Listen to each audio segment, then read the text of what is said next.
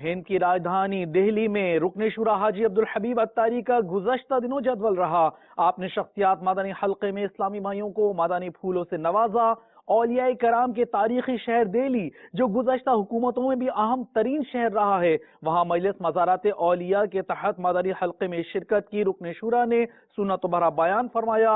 دہلی میں رکن شورا حاجی عبدالحبیب اتاری کے کچھ مدنی کاموں کی جانب ڈالتے ہیں ایک میٹھی نظر۔ ہمارے پاس جتنا مال و دولت ہے ہم سب جمع کر لیتے ہیں، ہم اپنی ساری ویلتھ، سارا مال بھی جمع کر کے کیا جنت میں ایک درخت خرید سکتے ہیں؟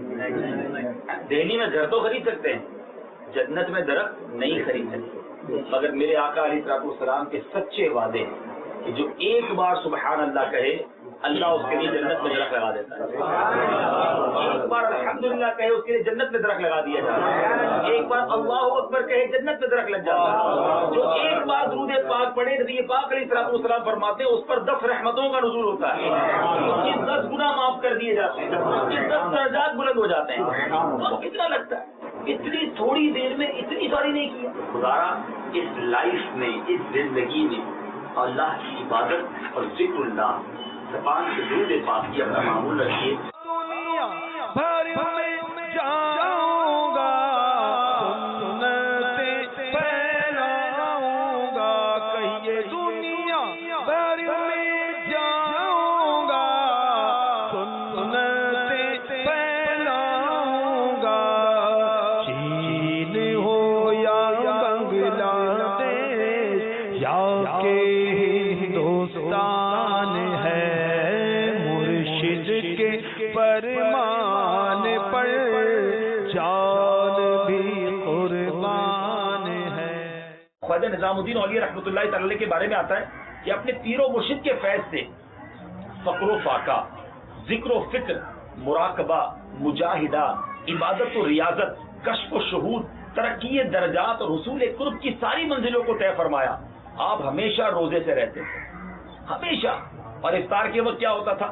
آدھی روٹی یا ایک روٹی سبزی کے ساتھ یا کریلے سے تناول فرماتے۔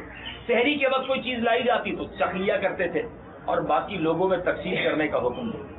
یہاں تک کہ آپ کے خادم جب عرض کرتا کہ اس وقت بھی اگر آپ آج بھی کچھ نہیں کھائیں گے تو کمزوری آ جائے گی، تو آپ کی آنکھوں میں آنسو آ جاتے۔ آپ فرماتے آستانے کے گرد اتنے فقیر بیٹھے ہیں جو بھوکے ہیں، ان کو کھانا نہیں مل رہا تو میں کیسے نوالے کھاؤں؟ اور خود اتنا کم کھانے کے باوجود جب آپ فقیروں کو کھلایا کرتے، آپ اپنے در پر آنے والوں کو کھلایا کرتے تو قسم قسم کی نعمتیں کھلایا کرتے اور ان کو کھلا کھلا کر پوچھتے کہ ذائقہ اچھا لگا، آپ خوش تو ہیں؟ یہ اللہ والوں کا طریقہ ہے۔ آج ہم کیا کرتے ہیں؟ ہم خود جناب ساری نعمتیں اپنے لیے استعمال کریں گے، غریبوں کو تقسیم نہیں کریں گے، دیں گے بھی تو بچا ہوا، بیکار، ہمارا ضائع ہونے والا۔